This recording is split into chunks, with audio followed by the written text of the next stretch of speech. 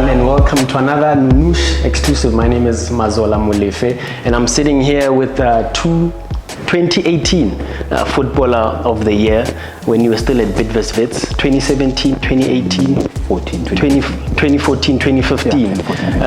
In his prime was Buddha, and we are speaking to him exclusively at the Sports Pro SA Studios in Randburg. Buddha, at Nounouche, we try to do something different. Obviously, we know your football career.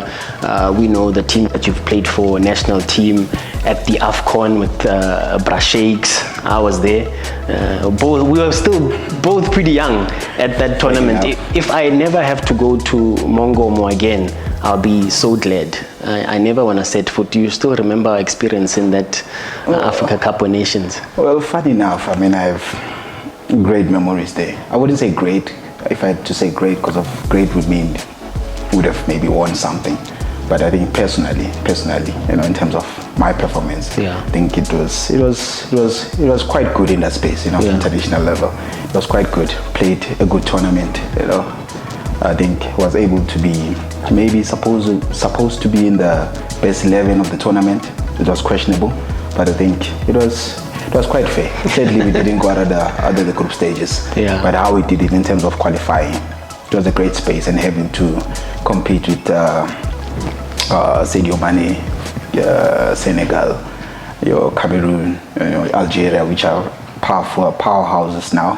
But it was a great experience under Coach Shakes. I mean, no regrets over there. Just experiences and things to remind, to reminisce, you know, and share, and hopefully it has a great impact to the upcoming generation. But I think, as you're saying, we're quite fairly young ourselves, so we're still trying to find our feet. Look at you now. Look at you now, all dressed up on TV, you know, giving us difficult questions. But now we are not matured, but we're still finding ourselves. We never stop learning. That was nice. That was nice. No, lovely. Look, we know a lot about the football space, but we want to go deeper a little bit. A lot of people don't have an experience of hearing you speak about your childhood, how you grew up. Where did it all begin? Some footballers, I mean, we had Donna a few months ago. He was talking about how he was always determined to just be a footballer. You know, but for him to express himself and tell us a lot more about his life. But did you have a similar experience? You always wanted to be a footballer. How did it all begin? Sure. I wanted to be a baller. I think wanting to be, but at the same time, there's potential. There's love. You know, I think it just came with love for me. Not wanting to be something else. It just came with love to me. I just loved playing football. You know, maybe from being inside my mom's stomach. You know, I just fell in love with it while I was still there kicking. Maybe even my mom would say, "You were kicking really hard." It's because maybe I have a footballer. Speaking of moms, how was the upbringing at home? You know, quite beautiful. To be honest, quite beautiful. Both parents still living now. Still living together. Was blessed enough to buy them a house. Oh wow! In Orlando, as soon as I was in a position of buying them something. I mean, you began your career in 2008, 2009. Was it soon after or much later when you moved to Klorkop and the money was not better? Even at Klorkop, not even at Klorkop. You know, funny enough, not even before going to Klorkop. Luckily, it happened through that season of being a footballer. So as soon as I received that you can say it was 200 and something. As soon as I received that money, it was 200 and something. And then quickly went to the bank and tried to change my banking details, because of at the time Absa had a bit of benefits. Because of, I think, when you're banking with it, they double the amount. Okay. So I tried to go there. So you had 500k or something. a few rands so that I can be able to help my parents. You know, because for me, it was more of a blessing. You know what they've done, being there with me step to step. Anything that I needed at that time, they were there. You know, did you feel there was an expectation from your parents to do that, or It came naturally. It came from my beautiful. It wasn't black text. No, it came from not even. It was far from it. You know, because of each and every time I just see my mom going to work and then come back later. So there's a routine. She'll come back, leave at the house at early in the morning. What did she do for a living? I can't remember. I think she was doing something like, I think it was either related to magazines. You know, filing them up or putting them in a package and then put them together, and then it's fully finished, and then it'll be distributed to the to the sellers or whoever. But she was doing that pretty much. So leave the house 5 a.m., come back in the evening, and it was a routine, and I know I'd expect her around about 6. Funny enough, but then if 6 o'clock passes and then she's not there, I get worried. For some reason I get worried. I think maybe I became a father figure when I was still young. But I became worried because of I was wondering, but she would come in later. But the feeling of saying, this person comes, she wakes up very early, be there with us. Are you an older child or? No, I've got a young older brother, and then a younger brother, so it's the 3 of us. And then what do they do? Well, my older brother works. He works right now. He just works. He's just in between jobs. They never went into football or anything like that? He played a bit. He played a bit, but he was never good. They didn't turn pro? No, he was never good like me. But he played. Funny enough, he was funny enough. Yes. I think between him and I, the similarities that we had is like, he played. A good strike. He was a good striker. I used to call him Chuku. I don't know, but he wasn't aggressive, but he was called Chuku because mainly he was scoring goals. But he was able to have a different personnel also, which is be a goalkeeper. So both of us had that. So I could play infield, and he could also play infield and score goals, and he could be also. So we were very flexible, dynamic. And then, of course, now later came in my younger brother. My younger brother was playing for Pirates right now. That's his own story anyways. Hopefully he makes it. I hope he makes it. But then going back to me, my mother was there, so that for me was like, the drive, seeing this person doing these things for us. I'm picking, certain things, I'm picking certain motivation from me. I'm saying one day, when I get in a position, you will no longer stop working. I'll stop you to stop to work, basically, because of now, maybe I'll be in a position to help you because you've done so much for us. The best way for us is to just say thank you and continue and go and look. It sounds like you are like any other typical child or black child in a community at home wanting to alleviate the pressure from their parents, especially given the surroundings. Remember those days in our forum house, whereby growing up I used to have this feeling of saying, I wish I had my own room or space, but couldn't. Couldn't. The house is it has full of love. That's the most important thing. But the thing of saying I want my own room so that I can have my idols over the wall. You're thinking of things so that I can have this person, I can have this person in my wall. Then that could be the thinking drive of wanting to succeed. But we never had those. But then of course, though life happened, you still have school, which they reminded us time and time again. School is important. They drilled that. And your dad was the same. My dad was the same. But of course, mommy was always going to be focused. Of course. Dad will be like, there. What did he do? He was a taxi driver. And then from a taxi driver, I wouldn't say my guess. I was a taxi driver. But my guess anyway in our township. He was a taxi driver. Then they if it's an opportunity. Is he still one, by the way? Or you started after, both of them? Both of them I said after, like, I'll look after you guys because we've done enough. We've done enough to take off us. So it's my responsibility, and it's my love also, just to look after you and see you guys be able to say, like, enjoy life. Whatever that you do, anything that you get from me, just enjoy life. Don't look at other people and look at, but of course, how family goes in our And have you been able to sustain it, Villa? I'm asking that because we know the short lifespan of a footballer. I mean, when you retire, I'm turning 40 next year. And some footballers, for me, life began, I didn't play football. Life began for me when I turned a teenager and I started looking for work. But for footballers, they start early. When they finish, they're still quite young. When you retire and you are in your late 30s, life is just starting, really, I think, when you, as I say, like, when you build those fundamentals, when you build with those promises that you've made for yourself, when you still build with that desire of succeeding in life, regardless of what you're going to do, you still have the passion to make it in life. So you make it a point that you have to make it, regardless of a short career, which is football. I have to make it. I have to make use of it. That's where school comes in terms of now, how do I manage this thing? And it's very short, but of course, being short, it has challenges also. Like, for example, injuries will come through. But when injuries come through, it means now the limitation of the time gets shorter and shorter. And then now, would it be fair for you to say to me, what did you do with your money in a short space of time? And remember, I moved from Vets, to Sundowns. how many years they stay at vets at a certain salary cap also, mindful of that, you know, until you get there. So now in terms of now the logic on what comes next before.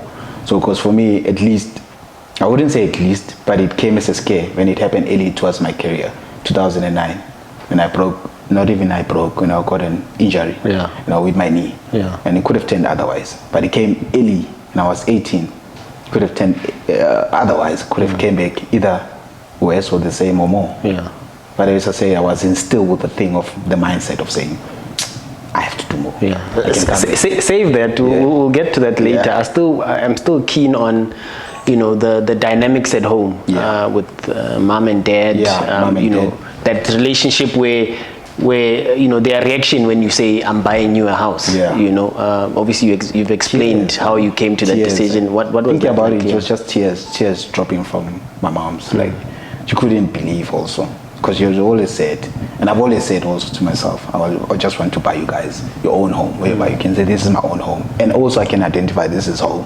Because where we grew up is my grandmother's house, but it was my grandma's house, which had beautiful memories. You know, even till now I still go back there, and still they have to do this and this and this and this. Because I'm in the position of saying I wanted to look at it and say I can go there and sleep there. And what was it? You took them out of where the area and the township where they were living to the suburbs, or you decided? I would have liked to. I would have liked to. According to me, I would have liked to, but they said no. They want to stay in the township. They want to remain in township. They want to remain in Soweto. I said, okay, look, I'm there.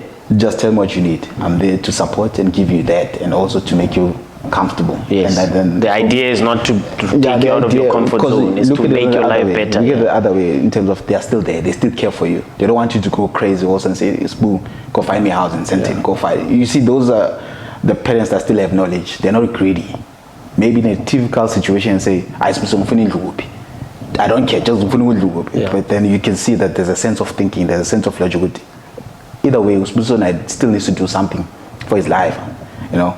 As much as he still takes care of us, but he still needs to make his own life. And basically for me, it was like even I put myself there with Bobby right. And I haven't looked after myself, no, I haven't started. But I just wanted to see them, you know, pushing myself forward, that they are okay. If they are okay, I'm okay. You know, if they're okay, I'm okay. Then I can go forward. Till today, if they're okay, I'm okay. That's who I am. That's who I am. Would you say then they are your biggest inspirations, or along the years you've drawn inspiration? It's a combination of so many things. It's a combination of so many things, but they have drilled the fundamental, the core basics of life in terms of respecting, in terms of understanding. There's a person next door that you need to respect. You need to know the next person also. You know, you need to succeed in life. You need to be not to be a failure in life. You know, you need to strive to see yourself becoming something. You know, be obsessed about this thing. Not only seeing one side of it, see so many things out of this thing. So when they drilled it inside me, now the personnel and the me started to come out also, starting to be more obsessed about it. Because you can speak about it, but then don't have a follow-up about it. So with me, I followed up, but I became obsessed about it and saying, okay, if I'm the chosen one, or let me be, I make myself be the chosen one. Because you can always say I was the chosen one, but sometimes I think it has, you know, it has a bit of, you are chosen, but at the same time you need to put into it. Like, did they push you into football, or you know, did you like other sports? Or I liked other sports. I liked that. I was very multi-talented. Multi-talented. So how did you move into football? How did I? Because of it just came in phases. Like at school, and we had. Back then, it was nice. I say this as school. Just for the record, you finished school all the way to matric. I did. Okay, like with a big smile. I did. And next time I'll show you my grades also. That you had good grades. Good grades. I would say. Well, I wouldn't say food no good being. I was fairly a good student. More than. I'll show you my grades. So it's a stigma that soccer players. It was there because there was this Indoni Junior Primary School. So we had a podium. So each and every time, first term, third term, second term, none, there'll be people that need to show up there. They've done well. I was always on that podium. So why football? Why not a lawyer, a doctor? You know. And funny enough, growing up, those were the people that either they will ask in school, what do you want to be? and typically because of I would always say I want to be a doctor. We had the great Nelson Mandela. Yes, it was quite inspirational. He wanted to be a president because of what he has done. So even I saw myself as a lawyer, accountant, a doctor, a president, because those were there. We never had a proven soccer player that would say he's a proven soccer player and he's able to accomplish 1 to 10, he's successful even after football. So we didn't have those examples, but they were there because of the 96 group, remember? Yes, but then, that was quite a special group. It wasn't special group typical of South African football. You could easily say, in terms of dad being a professional, you can pick 1 or 2 and say, I want to become there, but it was not as aggressive. So that's why even our parents would instill the thought of saying, no, you can't be a footballer. You need to be a lawyer, a doctor, a proven that, whatever, because it's proven. There's something out of it. You make something out of it. It was never vocal of being a footballer and saying, I want to be a footballer. I've seen one being successful. Till today, it's still questionable. You can point out 1 or 2 who are very much successful, but you can't still be vocal about it. And I still say, we need to change that bit. We need to find a turning point of saying one needs to be very motivated and say, I raise my hand, I want to be a professional footballer because I've seen Sibusiso Vilakazi doing it and he's very successful. And I wouldn't want to be known as a good footballer when I retire. I want to be known as a guy that made a great impact. Not through football, but even after football, because he's still doing 1, 2, 3, 4, 5 and he's successful. Football wise, they're in the cabinet. You want to dust those things. And by the way, is Boo still playing? Very much. Playing for Okuhle United in the DStv Premiership. But your story really began at Wits, and not at Wits. I mean at top flight. Top flight. But take us back before you got to being a professional footballer. Take you back to Midlands Chelsea. The upcoming. That's where I started. Midlands Chelsea. So Midlands Chelsea comes from Midlands in Soweto. So I grew up in Midlands on 10. So it's the opposite. So where I'm coming from, Milas, Kulele, we speak Zulu, is on 10. And then Zone 9, they speak Sotho, Tswana and stuff like that. So how I ended up on Zone 9, I don't know. That's where I was able to even understand speaking Sotho, Tswana, I was able to speak and understand, but it was nice coming from that. It's a Soweto thing. It's a Soweto thing. But the thing about it is that now we have rivals. So there's Zone 10 is Midlands, Juventus, and then Minamum on the other side, and then Dobson Villa, your PJ Stars. PJ Stars, you can maybe tap back and find out with the Brian Khafat, those guys at that time. So come up. I'm playing for Midlands Chelsea. Fast forward everything, it gets to a point whereby now our coach doesn't have means to run the team anymore. Now he can't pretty much give us what we need. So what he does, he makes a sale. He makes a buy. He sells me to PJ Stars. PJ Stars had funds. So what they did, they exchanged me with kits and stuff like that. I moved to PJ Stars. So you can see even then. So even then there were transfers. This guy is quite good. This guy is quite good at transfer. So they received balls so that he can continue with me on Chelsea, and then I was a trade to PJ Stars. PJ Stars went all the way up. That's when I started to my eyes started to open up because of now that Abu Brian Khafane, Rene Ilwe being the first team players, and now they are playing in Vela. I started to open my eyes. I said, this could be a breakthrough for me. Breakthrough. Things happened, PJ Stars fell out. I think they was sold, whatever. Then it became a dry spell for me. And then that's when I started hoping now, playing for one team in 9 but still within school, I'm still doing what I have to do, finish school. That's like the law in the house. So did you at any point feel like, okay, maybe football is not for me? Maybe I must just go back to school, get good grades. When things started, after PJ started to fall out, I was like, I think reality started to hit me now. I think even with school, I need to look at my grades because I think maybe this is the only hope that will give me. And your parents at that time, are they also saying the same thing, or they are encouraging you to look I think for pretty clubs? much from the background, from the community where we're coming from, they could see that the fans, they're not going to be there to help me. The only way is to get good grades so that it helps yourself when you apply for bursaries, and then you have people funding you. So now you pursue a different career than football.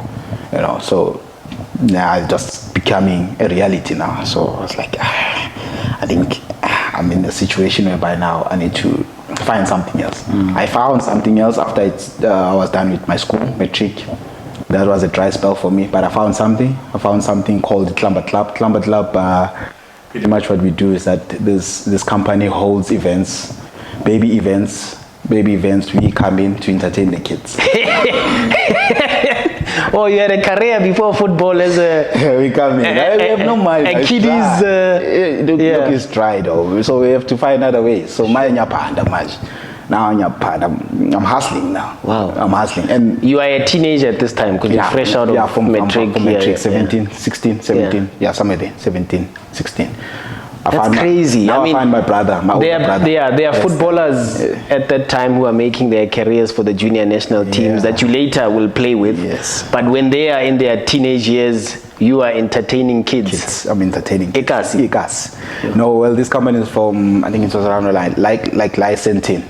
Yeah, this company was around license. It was called Klamba Club. Yeah. I hope I can find it in the internet and I'll share it with you. Yeah. It was called Klamba Club. Yeah. So hold events, licensing, we come in, do our 30 minutes and whose idea was this? My brothers were there already. Yeah, okay. They were hustling already. Yeah. So I needed something. So when your football stuff wasn't going according to plan, they said Zogan. It was never going according to plan. It's just a passion. Yeah. And well, of course, from where I come from, well, I was the guy who would like, if there's one guy that will make, this guy will make it. Yeah. You know, because of how obsessed he was. Yes, and the talent, of course. But going back was the opportunities were there. We're not there to go. They were there, but not there. Yeah. You know, they were there. I think I remember one time when I was 15, I went to Pirates, did my trials in Yana La Payana. The information surrounding us was like, I think they know what they're looking for. Yeah. We are just wasting time. Yeah. Sure. I went in, I think it was Okuhle, but not Palacios, no. Not Palacios, but he was there, of course. Was there, he was there because it was a big institution. Everybody knew there you have a chance. Yeah. And luckily I got selected, under 15. Got selected, got a reminder. Other friend of mine was staying, Namo came in to tell me I was selected. And then he said, you must come the next day. They came looking for, I never got there. Why? I disappeared, mainly because I had stories about Pirates players. The transition. That when you get there, like, it's gonna be, the ceiling is, you're not gonna go out of the ceiling. Yeah, it's just gonna remain there. Yeah. And then they came looking for me, couldn't be found. You disappeared. Till today. So would you say that's the reason maybe you were never a Pirates player? You disappeared. I disappeared. They couldn't find you. They couldn't find me. They couldn't find me. Looked for me, I couldn't find me. Maybe maybe now going back to the thing of opportunities, maybe that was my opportunity. Yeah. Could have taken a risk and said, let me go there. Maybe I could have been that one player then that could have excelled from their premises and then went. But you chose to be a clown for the kids instead. Not a clown.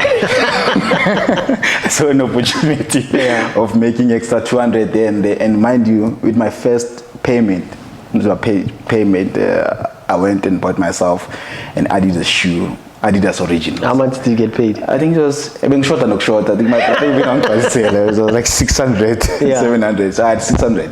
So I had to do my own budgeting during that time, so that I save up, because for me it was beautiful because I saved up for it. And I'm going to say like 100 rand, and then I bought myself my first shoe, which was Adidas Originals at that time, and they were in thing right now, and I think they still are. Like sneakers. The original. I see them. The 3-line. The Supergas, or they call them the Supergas or something. They have like a big layer. Yes, I see them. I love those shoes too. I could never afford them, but I had to. You see, funny enough, the other side of it, I wanted something that was expensive, but I couldn't afford. But with budgeting, I could get it because of now. How many gigs did you do for this club? Quite a few gigs, to be honest. Quite a few gigs. So it went on for quite a while. It wasn't. But it was a period of 16, 17. So there was a tournament in Mahlo. So yes, it's still going now. It's happening in December. So I'm there at that time. So it's a phase. So I'm doing this, but at the same time, on and off. But you know, my games are guys, like, we don't need training. If you're good, if you're good, hey boy, we're playing. Like, we need this one, call it. And maybe I'm not even working, but I wasn't working at Lamba Club. So they called me, and then I played for the team, Okuhle FC. And then that was the turning point. You know, that was the opportunity whereby Jack from Wits was there, saw me, said, it's good, why don't you come? There are trials. So it was a phase. It was just things aligning themselves bumper to bumper. So he was there, and then it led to me. They have trials. come here, let's give it a look, let's try, let's see. I said, okay, why not? You know, why not? I'm 18, 19, why not? I went there. But I think the boring thing for me there was putting my trialing. Yeah. It bored me because of Because you felt you were good enough to just go. Yeah, I was like that good. And I told him, I went to Pirates, and the story yes. Pirates, and I felt like they know what they're looking for. What's the point? Yeah. I don't want to entertain it because of maybe these guys, they come in groups, they pass one another. Yeah. So fast forward everything. I went in there with my Sunday socks, brown boots, notion pads, just Dizinyana t-shirt. Yeah. Hey boy, puma millions. Was a subborn in Vanessa Middlelands. Yeah. Then was a subborn, that was a subborn. And then after 2 minutes, they took me out. Yeah. It was Coach Paradise, it was Eric Tinkler, and then it was Roger. Yes, that's 2 minutes was that's enough. when your vet 2 minutes was story started. Yeah. 2 minutes was enough. Where are you coming from? But where are you shin pads? I don't have shin pads. I just came in. They said there's an opportunity. I came in. Yeah. So that was the start of it and the end of it. Yeah. So I mean, we obviously know your progression from then on. Yeah. But maybe you've given us a story of how you got into the professional setup. Once you were in it, was it all that you were obsessed about? Did you feel you've lived your dream? Obviously, I mean, I suppose it's safe to say now you've not retired. Yes, you are playing, but you are in the twilight of your career. When you look back, is it all that it was promised to you? Yeah, I think so. I think so. I think maybe one day when I have to write a book, it'll be a story about the story of coming back. Because I feel like my story has been like a story of coming back. Yeah. Yeah. Because as I say, like, now I'm in this thing, my first season. This is my start. I'm supposed to be enjoying football. Played a few games, and then it came to December. December happened to be the worst of my career, the worst time in my career whereby I broke my leg. I've never seen anything like this in my life. Because coming from this, you have to adapt. Because because you ankle put water, you're healed. Inside. There's something about the water ikas. I'm telling you, underneath. Pumikas, like water. Are you in?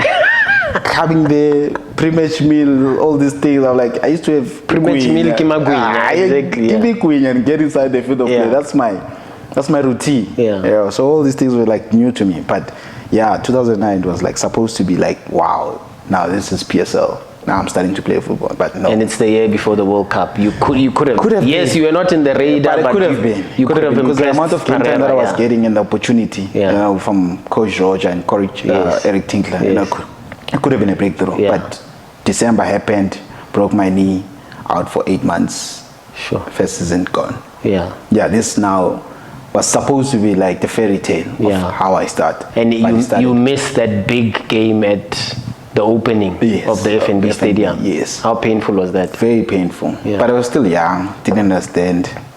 I mean, the heart was in it, but it was there because my leg was still up there, and watching the guys. It was painful. But I think from that, also from those experience and the sadness out of it, I think that also prepared me better for the next coming season. Because I said, like, could have turned out the other way, as I say. The doctors told me from the beginning that it's not looking good, and I don't think it's going to come back. Was there a doctor who told you would never play again? Yeah. A few. So you went from one opinion to another one. And then they were all kind of saying the same thing. Funny enough, when this thing happened, the next day, this thing started to swell up. I'm like, why is this thing swelling up? It's swelled up like, I couldn't understand why it's swelling up. But you're still in your early days and you're still a baby. I was like, well, man, maybe it needs ice, man. Yeah. Maybe it needs that water from the gas. I can. But now, the medical side of it just kept on swelling up. And the doctor told me, like, you need to go under the knife. I'm like, why? Why do I need to go under the knife when I'm still young, when I'm still enjoying my... my early days. And the idea is that when you are younger, you recover quickly. Yeah. Maybe the knowledge was not there at that time. All I wanted to do was play football, be inside the field of play, enjoy this thing. But And who's your support system at this time? Mom is there. Yeah. Mom, even through the rehab, Mom was there. When I remember the rehab program I had to go to Sentin. What's this? Morningside. Yeah. So we took a taxi from Middlelands to town, then Sentin. Yeah. But then we're taking a taxi while I'm still locked up. Yeah. And I'm still in crutches. Yeah. So each and every time my knee is still locked. Yeah. Go going through the hill. There was a hill, like it's a long distance to get to Morningside. I'm hopping with it and I'm sweaty. I'm like, yes, that's why am I sweating like this? But you could see mom is there. You bounce back, you win. A few years later, you are crowned Footballer of the Year. Yeah. I mean, what a story. What a story. What a story. Yeah. You know, what a story. That's what I'm saying. Like from that, it fueled me up. It fueled me up, understanding now that, you know, this thing could have been otherwise. What comes next? While through it. So anything that I do now, I still understand what comes next.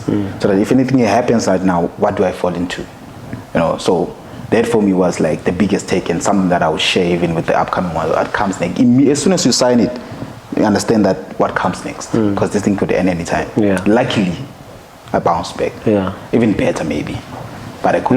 Yeah. Because of for me to come back and then win it, you know. Yeah. In a team whereby it's not even given a chance. Yes. And I had a couple of guys within that. You know, funny enough, I was competing with Nico for the football of the season. Yes. And it could have easily went the other side because of gone the down, league. yeah, absolutely. But then my numbers. He was on fire at the time as well. Yeah. Oh, he was on fire, that guy. Yeah. That guy played ball. Yeah. But he was never at my level that time when I won it. Yeah, no, that's true. That's true. It is true. So you win that, you know, then comes the big move to Sundowns. There are some challenges there as well. Yeah. You know, let's talk about that. Do you feel your challenges in life in general before that prepared you for what was about to hit you at Sundowns? Yeah. Because all of us expected when you get to Chlorkop, in next level also. Yeah. But it didn't quite, it kind of like... I think, to be honest with you, yeah. I even tried to digest it and find ways to see it if it makes sense to me. I think for me that move was more about the group, seeing myself with the group winning things. Yeah. It was not about me going to another level of reaching football of the season, for me it was I agree on myself and say I want to be in a group that wins things. And for me, that was I could even take a back seat. Yeah, and it's also like a move that came probably 3 years later than when they initially asked. And it could have maybe happened, maybe even 2 years before. Yeah. 2 years before even winning the football of the season. Because I remember one time, Babu Trot told me, this should have happened 2012, 2013. Yeah. But of course, the clubs couldn't agree a fee. No. And within that, also an opportunity overseas with Denmark, Brøndby. Yes. Because Vets had a partnership with Brøndby. Yeah, and it was supposed to be like that. But it happened. Do you feel like Vets did you dirty? You know, because I mean there are footballers who at a point at the height of their career. I don't know. Yeah. Till today, I don't know. To be honest, till today, I don't know. And how it made me feel disappointed. Because it's strange, because this is a club that has a partnership with this team. Yeah. Piri went to Brøndby via the same setup. A few others went to Brøndby via the same setup. Why not you? Maybe, I don't know. Maybe they felt a sense of not losing their captain at that time. I don't know. As I say, like I don't have like clear answers, and I never went to ask. Because I always felt like it's always within me. Anything that I do, it's within me. If anything, any decision would happen otherwise, I'm going to look at myself more than the next person. Because it's easy to blame the next person than yourself. But maybe if you're sitting from a distance, you could be easy to assess and see it makes sense. Because of maybe you have a clear vision, a clear mind, a sober mind to say, it should have happened like this, but it should have never happened like this. But with me, maybe I might have taken a decision based on my emotions. Yeah. But then do I have the capability of handling my emotions? Yeah. Emotional intelligence, I don't know. Yeah. You know, but I just felt like, anyway, it just happened the way it happened. Maybe I might put myself in a position just to serve myself to the next level whereby now it's there. Now let it happen. Yeah. But it never happened. Then that's when the opportunity 2015 came in and said, look, he said to me, if you don't go abroad, might as well come to Sundowns. Because of now we have a different program, we have a different process that we are playing Champions League. And you are already in the Bafana system, and I was with you with the Bafana system. Come try this side in terms of now the Champions League. Because of, on the other side, of course, come and make money. To be honest, come and make money and come and help me. And I said, okay, why not? Because of he was the one, to be honest, he was the one calling me each and every time, saying, I need you. You are just wasting time, I need you. I was like, okay, I'm not wasting time anymore. I'm communicating with you. This is what's being done on the other side. These people are saying they want these figures. Tell them these are the figures that are being wanted on the other side. Do you know the figures? Do you know how much your transfer fee was? No, I don't know the figures. They never told you? Yeah. I just know that they were there. There was 3 of them, and they were very much, back and forth. Yeah. Yeah, but he was the one. He was the one calling me, finding Pushing. out. Finding out, what are you doing? Are you watching our game? Yeah. Like, how can I watch your game? I'm still a vet player. And then Villa, as we get closer to wrapping up, biggest regrets, I mean, you went to what was then a dream move, give or take, maybe people's opinion vary on whether it worked out or not. Then you had a spell at TX, as I said earlier, now you're at Sekhukhune. Yeah. That spell, those couple of years, what happened? Why did you feel your career stalled a little bit up and down? I think the biggest highlight for me was just winning those trophies with Sundowns, which is the main thing that I went for there. It's just growth, winning titles. And to be honest, I thought I was going to win title and then stop.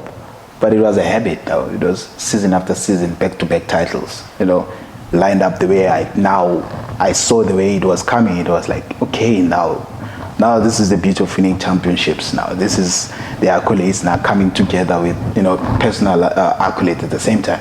But not only that, I had even a bigger dream of going to the Champions League and becoming African Footballer of the Year player. So that also started to be more.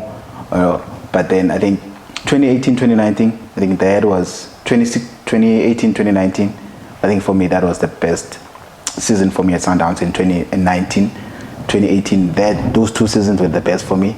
And if Achilles injury didn't happen and the knee injury didn't happen at that time, I think I could have be speaking a different scenario. Yeah. But everything happens for a reason, right? Yeah. So I think the Achilles one was something else, and it almost made me not to appear in the 2019 AFCON, where it was something that I was planning to be at. But luckily, when you have coaches that believe in you. I was about to say you had a coach that Coach Stewart was like, no, work on it. And I had a short, I had few months to beat up. But I forced myself, and it doesn't come. Villa, those injury spells, did they, when you are during that time, are you thinking more about the future as well? Because you're probably sitting there thinking this could be it. And I mean, I suppose it's a segue into our last session, our last segment, to talk about what then after. I mean, I suppose it's difficult as an active footballer now to think, but it's not that far ahead, but it feels like it's that far ahead, because you feel like you could still give Sekhukhune another year, 2 every year. You feel like, I can go on another year, the way I'm optimistic, the way I'm optimistic, or the way I've built myself, or through the experiences, I'm more that person that says, okay, what do I do with the now, more than what could I do with the previous? Because there's lessons out of everything that has happened. There's lessons that you can learn from, and you improve them and make you a better person. Like TS Galaxy, for me, if I had to give it a title, that chapter I would say life happened. Life happened. So when I say life happened, means I've switched from Villa, from a footballer. Villa now needs to take care of my family. Family comes first. So that chapter for me, life happens. In that period of your life, you were signed as a marquee signing, but it didn't work out that way. Signing of a marquee that they expected, I think, miracles to happen. With limited resources. I say limited resources in terms of what happens inside the field of play. So you can't expect that. It's impossible. Messi couldn't even win Champions League alone, and that went like on his shoulders. He had resources. And he had resources. With him, he had resources. So what do you expect? You expect me to do miracles, but life happened through that, and then I just accepted it. I said, but family comes first. And let me just switch off, because I need to take off my family, and then once they are healthy, then I'm okay. And remember, like as I said even before, if anybody that's in front of me is okay, I'm okay. But if anybody that I love is in front of me, I'm not okay. You can never. And that's when I said, like, health shakes everything up. It doesn't matter what you do. It doesn't matter. And now you got a test. Like you drop everything. Even if you just drop everything. Because of, if that person, he or she is not okay, you can't do anything. To be honest, you can't do anything. So for me, that was the biggest lesson. Life happened, and I adjusted to what life happened. And that scenario, no regrets. And immediate plans after football. You say you haven't really you live in the now, but I think in my mind they've been there. They've been there. It's just a matter of implementation now. It's just a matter of how do I implement them and make them visible. But I've started already. I started with them. With a sudden, I say sudden because it wasn't planned. The foundation wasn't planned. It was more of we needed to act, you know, on what's happening with our community where I'm coming from, and then so many communities that are being affected with. You know, I feel like these days, like kids don't dream, and mainly because they don't dream because they don't have heroes to point out and say, I want to be like him, I want to be like them, I want to do this, because of they're not even closer to them, you know. So I said to myself, let's start now, other than, you know, pre-planning, because sometimes it takes away the, you know, the taste of it, of saying, now let's do it, and then something else comes after. Imagine if now, you know, it's now we have started the CAF Confederations Cup. It means now the schedule is going to be hectic. But if I hadn't started this thing, maybe I wouldn't find time to continue it. But as I said, let me just do it in the moment and now. So your immediate focus is to give back to your community at the moment. And am I correct in saying it's named after you? There's Sibusiso? No, it's not named after me. It's the intelligence of me and Nico. Nico Dubula. So we just combined it. And felt like, you know, this could be the great because of I think it represents everything that we are about. It represents everything that we are about and what we are going to be about. You know, so that is one of the things. And of course, in between that, there's still an academy that's in there. It's called 11. 11 comes from the number that I've been wearing for all these years. All these years, because of it comes from even the childhood. Never used to like number 10. Never. Number 10 was given in a form of, you know, football. And I said, okay, if you say so, it's your opinion, I'll take it. You know, but ever since growing up, I've been 11. So 11 will be the academy. You know, so that's where now we fine tunes, sort of, if you say what Villa's about, he knows football. So that space I could go easily and do it with my eyes closed, you know. But I needed something different in terms of, because at school, as I said, I was very multi-talented. I was a runner. There was a time where I thought like, I could sing. You know, because I'm a choir and stuff like that. I was there, thinking I was at the Altonia. I was there, dressed up nicely, you know, chest up, thinking I'm there. But you decided to stick to what you know best.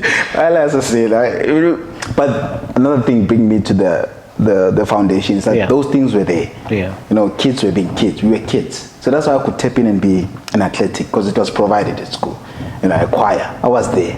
A cricket player, I was there. Volleyball, I was there. Basketball, they were provided. And that made us to be kids. You know what I'm saying? But these days, I feel like we need to revisit it so that we're able to, you know, fine tune our kids. You know, kids should remain kids. And kids should be able to dream and have these crazy dreams. Because I say, like, you said, what's the name of the foundation again? It's the Great Villa Foundation. The Great Villa. So there's a Great Villa Foundation, and then there's an 11 Academy. So it's two separate entities, two separate things. But then, of course, within that, we still try to come together somehow. We are an open umbrella. You know, we are open umbrella. As I said, like, because of I could tap into many things that I've done in school. And but it goes down to the mindset at the end of the day. You know, so. Basically, that's what we are about and what we are going to do in terms of trying to change this. You know, for me, the greatest thing for me is just to make them see, you know, that this thing is doable. It's a matter of how you apply yourself, but also trying to fight these challenges that we find in our communities, because there's so many that happens. You know, now these days there's a fashion of amahable being normal. You know, and back in our days, you know, and you couldn't even, if I had a cigarette.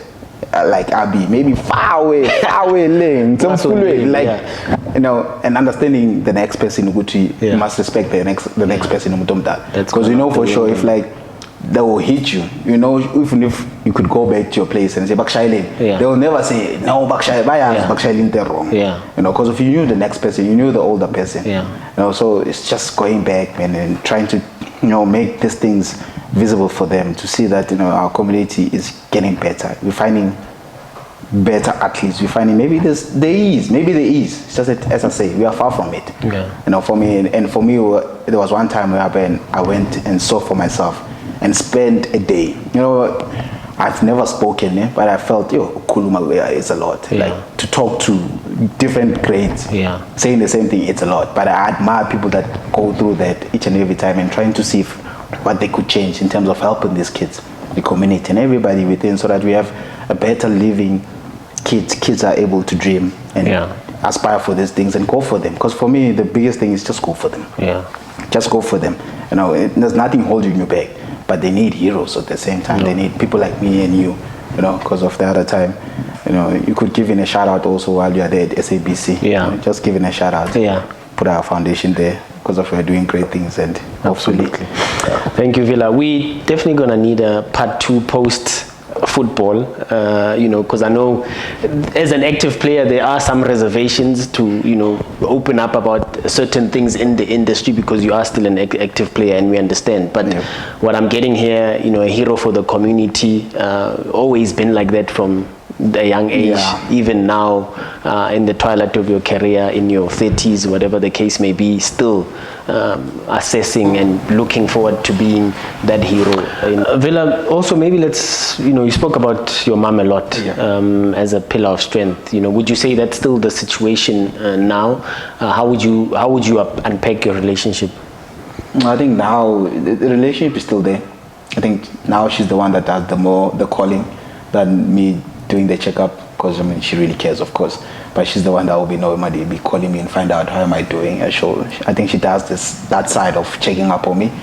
By now, for me, I mean, as a father now, I mean, I've developed certain, you know, I've developed certain experience in terms of now how I become matured, you know, because of life teaches you different experiences, and you learn from it and you become better. So I don't really speak to her a lot now, you know, because of, I mean, I think I'm more matured enough now to understand and, you know, try to bring myself, you know, along the road to know which is the right one, which is not the right. But she's still there. She's still very much there. But I think now, you know, I'm more, I've graduated in terms of knowing which decision to take.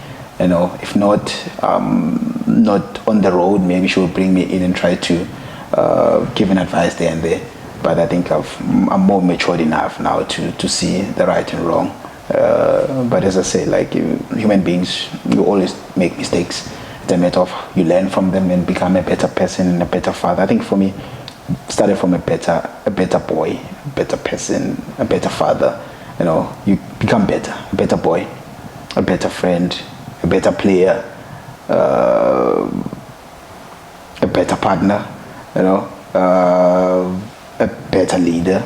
You know, all these things, they come with stage and they come with experiences. But then I think now if I had to enlighten the one that makes my heart warm, it's a better father.